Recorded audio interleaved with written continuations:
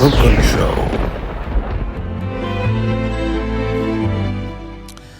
Bonjour à tout le monde, welcome fellow Jean-Pierre Coach JP.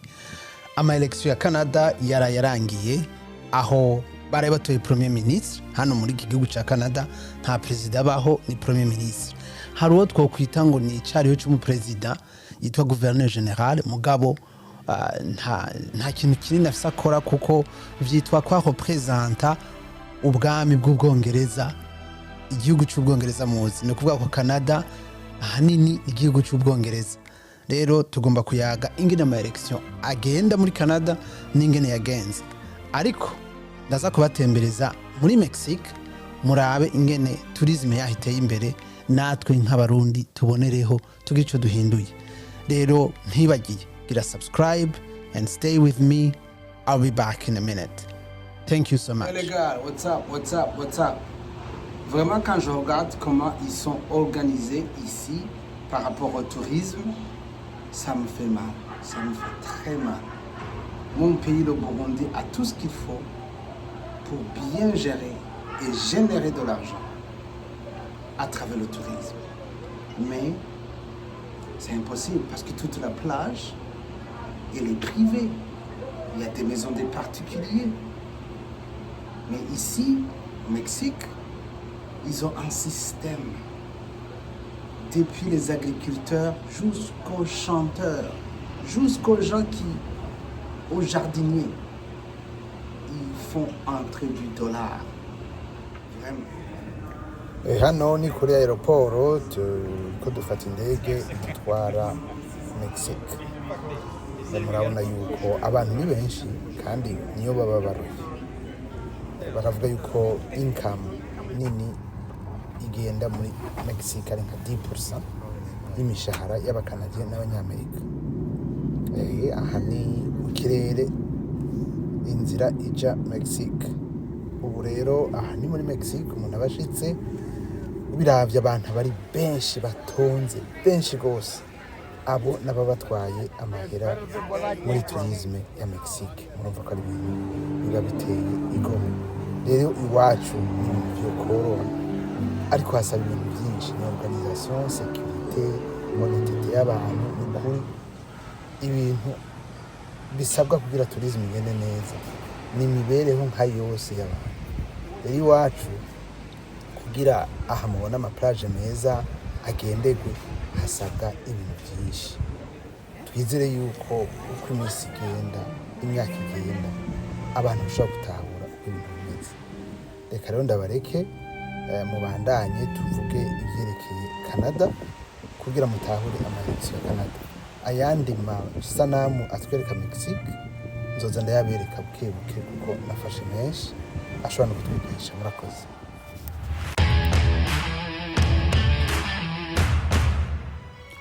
Murakoze cyane, nibaze ko mwagize subscribe muri benshi.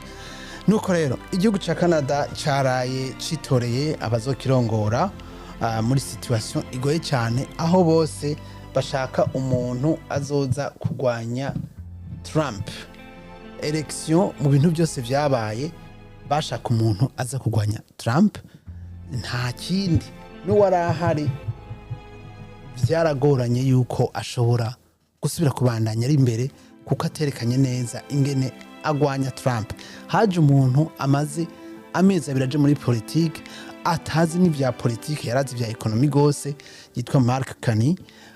Niwe rero yashoboye kwerekana ko ashobora kugwanya Trump kuko bazi yuko Trump agwanisha amahera, agwanisha ekonomi, nawe ekonomi akaba yizi gose. Nibyo rero tugiye kurabira hamwe. Rero ama-election muti yagenze gute muri Canada? Rero abatabizi, abashinga amateka ni 343, niko bimeze bose, totale niyo. Hanyuma kugira utsinde n'amajwi aguha n'abashinga amateka baguha uburyo bwo gukora ivyo ushaka, gufata ama decision yose ushaka, ubukeneye abashinga amateka 172. Hanyuma uwatsinze uwo Mark Carney ava mu mugambwe w'abaliberal akaba atashoboye kuronka ayo majwi.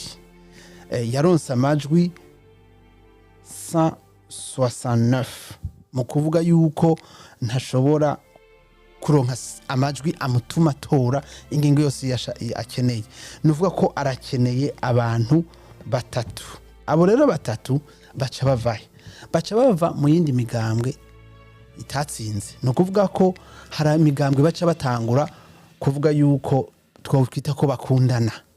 No kuvuga ko hariho NDP yaronse abantu indwi, aho harashobora kuvamwo batatu batora. Mugabe iyi nayo nta mategeko, nta kintu na kimwe kivuga ko ntiyakwije ibyangombwa kugira umugambwe ukomeye. Ahubwo hari umugambwe w'abavuga igifaransa abo bita abakebekwa wo waronse 23. No kuvuga aba bantu rero baca bakundana nabo baribero bagaca bakwiza amajwi, kuko wongereje 169 murabona yuko amajwi acaba 182. Mumva simake ayo majwi arenga ko 10 kugira batora itegeko. Urumva amategeko arapasa. Mugabo ni guverinoma bita minoritaire ngaha, kuko ntimuha uburyo bwo gukora ico ashaka. Rero bigatuma abantu baca biyenketa bibaza bati est-ce aba bantu bazumvikana? Basabwa rero kumvikana ibyo abanyagihugu bababwiye, kuko Trump n'umuntu aje kubagora, n'umuntu aje kugwana mu vyerekeye ubutunzi.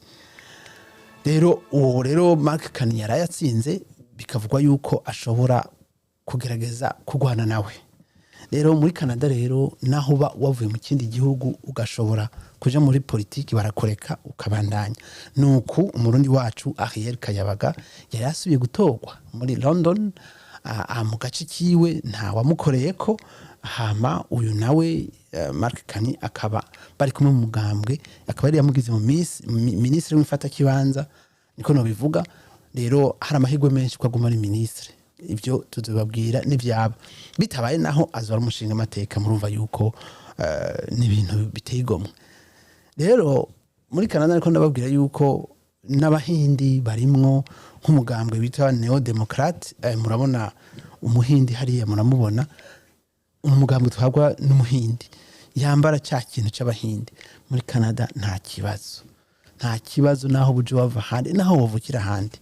Nuvuga ko abana bacu bakwiye encouragement, barashobora no kuja maze batwara igihugu mu misiza. Aho niho rero dukwiye kuraba neza kugira tuvyipangimwo hakiri kare wanashaka. Rero iyo amatora aheze baca basaba yuko iyo migambwe yose ija hamwe igatora ukuntu izokorana, kuko umugambwe watsinze ntushobora kudesida ikintu na kimwe. Nico kino mu gihugu iwacu umugambwe urashobora gutsinda, president akajaho, mugabo adatowe n'amashinga amateka idakwiye, ibiharuro bidakwiye kugira umugambwe utora ibyo ushaka ntibikunda.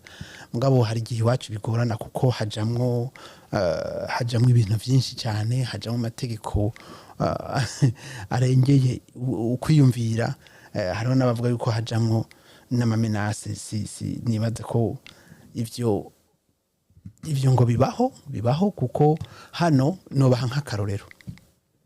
Uyu mubona yitwa Pierre Poilievre, niwe bavuga ko azaba premier ministre.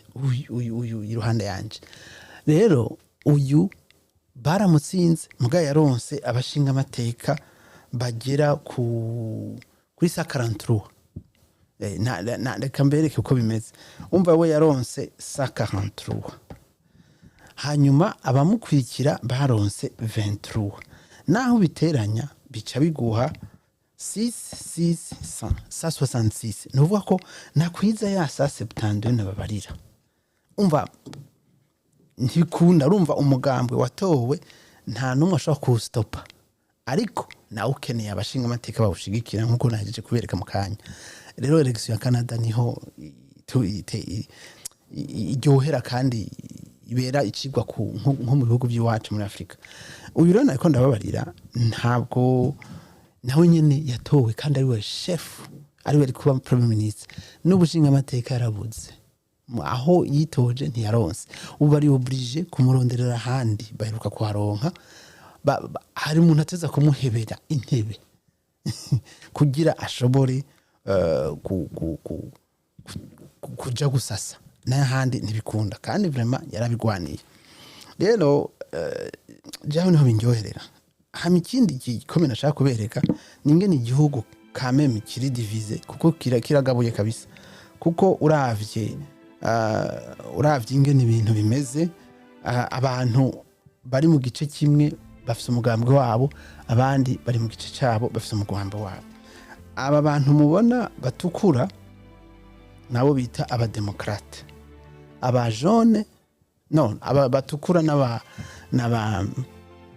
n'abaribero bivuga ko n'abantu bakunda ibi bihinduka bakunda ibi bintu by'abahuza ibitsina ntacyo bibabwiye hanyuma aba bleu foncé n'abakonservateur numva n'abantu bafite imico ya kera ivyo bintu by'abarongorana batanga ibitsina ntibarimwo bashaka ko tubaho nka burya kwa kera hanyuma aho mubona ha jaune naho n'aba neo démocrate usanga kenshi bari hose hajya ha bleu ciel naho n'abafaransa murumva yuko igihugu kiragabuye mu bintu bikomeye rero ugiye kuraba rero abari bleu foncé bari mu gihande bita West Canada c'est la Colombie-Britannique Alberta na Saskatchewan na Ontario n'abantu rero babazungu ba kera bumva ko iki gihugu bagifashe aba immigrant bidakenewe naho boza no kubapimira rero bakabona yuko umenga baregereye Trump cyane hama rero muri iki gihugu ko ndiko ndabibona jewe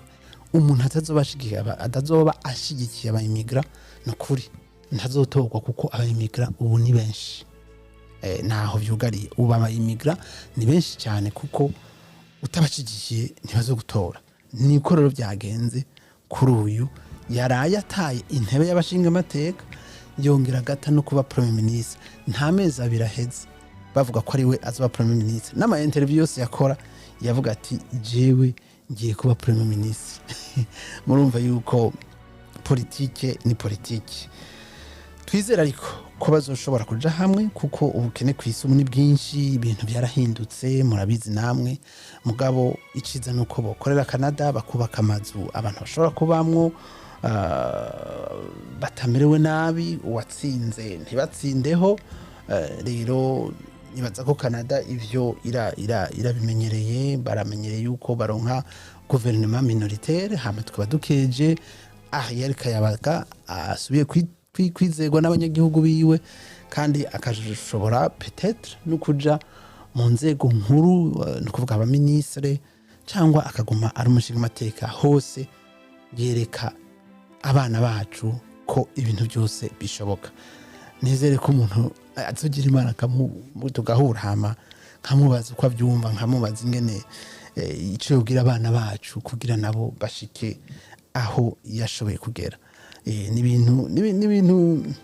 n'ibintu biteye igomwe n'ibintu binezereje tukavuga tuti reka turabe rero murabona ko muri kino gihugu nta macakubiri arahari ashobora kuba hari mugabo ntibaza yuko ugiye kuraba neza uko ibintu byose byifashe ucubona yuko n'imitendera aba nk'uyu muntu n'ibi bintu yambaye n'ingena ameze uyu yari kuba premier ministre wa Canada mu minsi heza cyangwa sinzi ko ndaraba neza na premier ministre de la défense wa Canada n'umuhindi yambaye gutyo watsinze rero n'uyu ni Mark Carney tukaba tumuhaye karibu ngo adutware tukizera yuko ibintu by'ubukene ibintu by'ukuzimba turiko turabona bishobora kugabanuka ariko isi yose isa nkuko yazimvye murakoze rero we trying to bridge the gap giving you some news some updates so naho utaha mugire subscribe kuko ibi bintu